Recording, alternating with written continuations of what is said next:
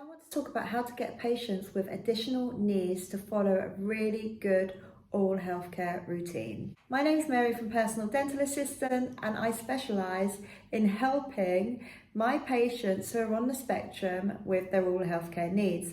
So from getting them to visit the surgery, to have an appointment, to sit in the chair and to open their mouth.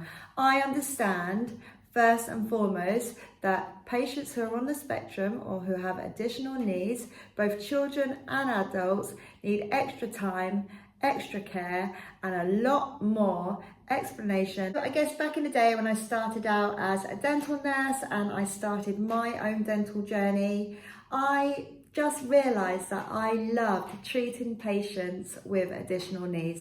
I've had patients who may have autism, ADHD, they may have some medical issues that they're dealing with, they may have communication problems, and all this comes into one big cloud of having to just take that little bit of extra time. I am an empath. I love helping people and I love to solve a problem. But at the same time, I'm approachable, I'm friendly, I'm kind, and I'm a good listener. My most asked question when working in the community is, how do I get my child who is on the spectrum into the dental chair? This also applies to adults, teenagers. Any advice that I'm going to give today can be used with or for anyone that may have a fear of the dentist or that just needs that extra time and that extra explanation. My advice is that you need to find a really good dental surgery that can accommodate your child or adult who needs some help seeing through their dental journey and their treatment plan. I would also take the time to look around at dentists, and I'd ask about and get some really good recommendations before choosing a dentist. Another really great idea for someone on the spectrum is to take them to visit the setting first, to make sure they can access the premises accordingly, to make sure they feel comfortable, to make sure they get to know the area, the smell, the sound, the people, the faces. For my patients on the spectrum, I like to make sure they feel so comfortable before they've even sat in the chair. I like to welcome them. I like to make friends with them. I like to chat to them. I like to make them feel safe. And actually guys, all this advice could really help out a nervous patient. Anyone that's nervous or a little bit fearful of the dentist could also take this advice on board. So my background is sedation dentistry. I help nervous patients overcome their dental anxiety. Starting off with a familiar and friendly face is so important in the surgery. We want you to feel safe and comfortable, and we want you to be able to communicate with us. We want you to be able to tell us why you are fearful, why you are feeling nervous. So getting back to those patients that need a little bit of extra help, we're going to find them a really nice, comfortable setting, and then we're going to find a dentist and a dental nurse that is also so important, with a little bit of patience, a good ear and an easy listener. We're going to make sure our appointment is booked at the end of the day so that the dentist has that little bit of extra time to spend with your child or adult with additional needs and can explain everything in writing. Please don't be afraid to ask the nurse to jot anything down for you. It's really important and it helps everybody do their job correctly if the patient is leaving, or the carer, with a good understanding of what their patient needs for that day and what the next step's going to be. After we've got the patient in the chair and we've done a thorough examination, the patient might want to feel how the mirror feels, the patient might want to feel how the suction and the air inside their mouth feels.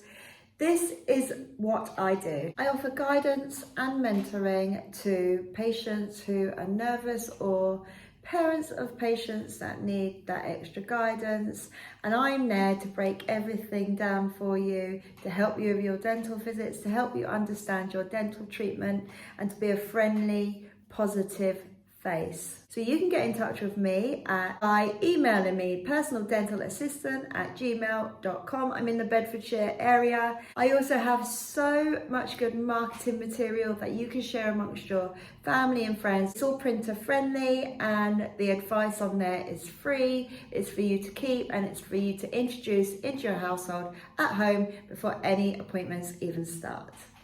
So once we're over the hurdle of having our patient in the chair, doing our patient checkup and finding out what treatment the patient needs to get on the road to a better, healthier mouth, we then need to figure out how we're going to carry out that treatment. I think a sedation is always the right route to go for a nervous patient or a patient on the spectrum, because you can do a little bit more work at once, but the patient also gets a chance to be awake. They're not put to sleep, but they're just put at ease.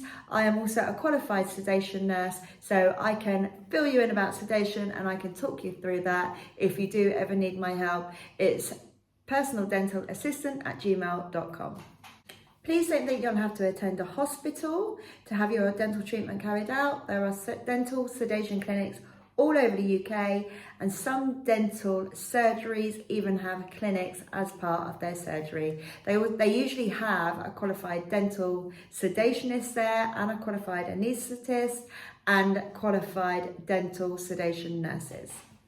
So when your treatment is discussed and your patient has been referred for a sedation, you'll get all the details in the post about what happens in the sedation, what drugs that they may use, and what you need to do on the day. Your patient will need a chaperone with them, and your patient will need to be driven to the premises and driven home. Sometimes with patients with additional needs, most of the time they're not able to drive anyway, so they'll always have an escort or a carer. But it's really important that the person that's going to be looking after them for the next 24 hours following their procedure is the carer that is present at their sedation appointment. So what I like to tell a lot of my children with additional needs is to go to school, go and ask your teacher to teach you about teeth, get them to print you out some printables, do some word searches, do pictures, do drawings about your visit to the dentist. Let's make it fun, but also calm at the same time. I know that all the noises around, all the sounds can be overwhelming, even the smells of the dental surgery can be overwhelming. Personally, when I introduce a patient with additional needs or that may need a little bit of extra help at the dental surgery, I take my mask off. I have my face as friendly and relatable as possible, and I don't have all my equipment out. I make the room I kind of declutter the room and make a nice, calm space for my patient that is entering the surgery. Also, parents and carers, it's such a good idea to start introducing dental and all healthcare routines into your child's routine or young adult's routine. One more thing that I wanted to add is you can access the dental department in your local community. At your local children's centre, they should be able to signpost you to a dentist if you're ever in need of one, especially a emergency dentist that are set up in clinics on evenings and weekends. Please don't feel like your child is not inclusive. All dentistry is available. Thanks for watching today, guys. Remember, if you need my help, personaldentalassistant@gmail.com for all your dental needs, and I look forward to chatting to you again in the future. Please don't forget to subscribe. Bye.